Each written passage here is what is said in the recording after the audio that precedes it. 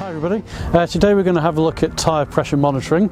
It's the systems that we have on our California coasts and oceans, but this also applies as well to anything that's based on the T6.1 platform. So there's two different variations of this. So the standard tyre pressure monitoring system is an indirect system, so it's not actually measuring the actual tyre pressure of each individual tyre.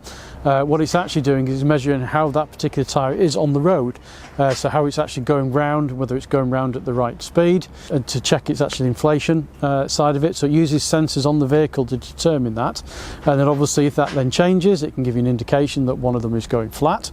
So you get a note on the dashboard that would say, for example, check rear right tyre, because it thinks there's tyre pressure loss on that particular tyre, or it might actually turn around and say check all tyre pressures. And generally when it's saying to check all tyre pressures, that's basically like a check on the system to say, because every now and again you should check all your tyre pressures. So again, you just take it to a garage, take it with someone with an air hose, check all your tyre pressures all the way around, and then obviously then you can just reset the system.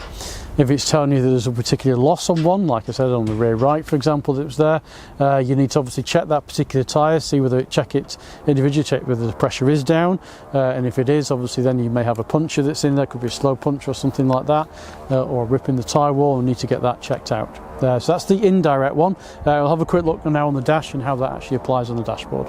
So to access the tyre pressure monitoring system on the vehicle, you go onto your stereo, and within your stereo, if you press the menu button on here, and then you've got one which says vehicle, and press vehicle, you get your vehicle status that's in here, and then if you press to the side you get your tyre pressure monitoring system. So this is saying basically that when you've checked all your tyre pressures and they've been checked and correctly set, press the set button. So if you press set there, do all 4 tyre pressures match the required values, confirm, and that's now actually resaved those tyre pressures on there. Obviously you'd only want to do that once you've actually checked your tyre pressures, and if you've got one that's gone down you could check it from there as well. We do often get asked about tyre pressures and what the tyre pressures of the vehicle should be, and those can be easily found because they're on a sticker which is on the driver's side as you open the door, which is down here. So that shows you how the indirect system works. Now for the direct system, we're going to go over and have a look at my van, because my combi's got it on as an option. It is an option again on these vehicles as well, it's not a standard feature that's on there, and we'll explain how that system works.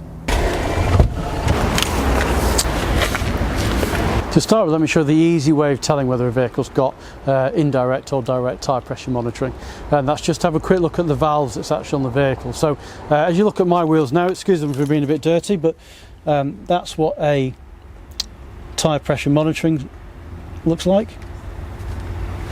And this is what would normally be standard.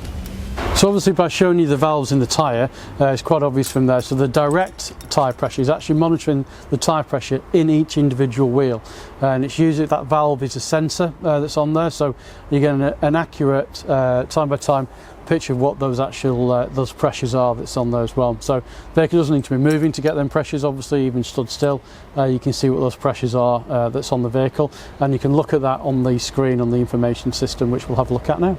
On your stereo, if you press the menu button and then vehicle, tyre pressure monitoring will come up, obviously vehicle status normally, and then tyre pressure monitoring, and you'll see from here now, so we've got your tyre pressures are listed in here.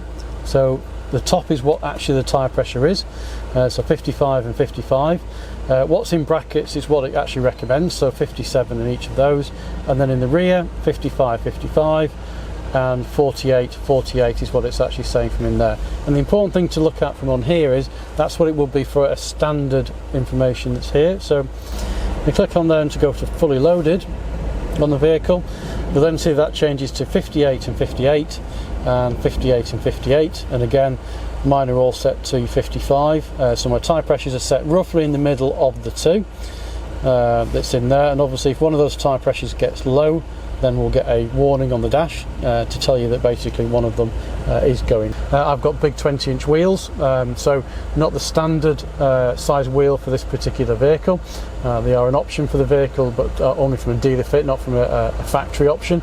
So on the printout which gives you your tyre pressures that's on there, this is based on the factory, what your factory vehicle would have for the tyre pressures that's in the vehicle. But the important thing is you can set your tyre pressures as you want, as long as they're all the same and you're happy with with them, obviously if you get a decrease in particular one, then you've got a puncture, etc., you get a warning on the dashboard as well. But it's quite handy to see that as a graphical representation, so you know exactly where your tyre pressures are as well. So just to finish off, I'm going to show you a few of the settings depending on what you actually might want them on. So on the bottom corner of the tyre monitoring, you press settings, and there's two things that's on here. You can press tyres, and you can obviously change the type of tyre. So those are the 3 tyres which this vehicle would have as standard. Those are the options for it. So at the moment we've got it on 17s, even though it's got 20s on, as I said, but just using this to show you as an example. You can again change it to standard and fully loaded. And then the other option down here at the bottom is units. And in there, as you'll see from in there, tyre pressures wise PSI, but you can have that in bar as well, or KPA, whichever one you wanted to show. So generally speaking, most petrol stations, the gauges that you use will have it in both, will have it in bar and PSI. So whichever one you want to particularly use that's in there, I've always used PSI, so that's why I've set mine up for PSI as well, just because I know what that is that's there. Well, I hope you've enjoyed today's video, looking at the different tyre pressure systems that's on the different vehicles. I said the indirect being standard and the optional extra of looking at the direct tyre pressure, and this applies to all things within this particular range, so anything that's T6.1, and the systems as well. The standard pressure tyre system was available on the 6 as well. That's on there. So I hope you enjoyed today's video. If you have, give us a like, give us a thumbs up. As always, if you don't subscribe, please subscribe, and we'll see you again soon.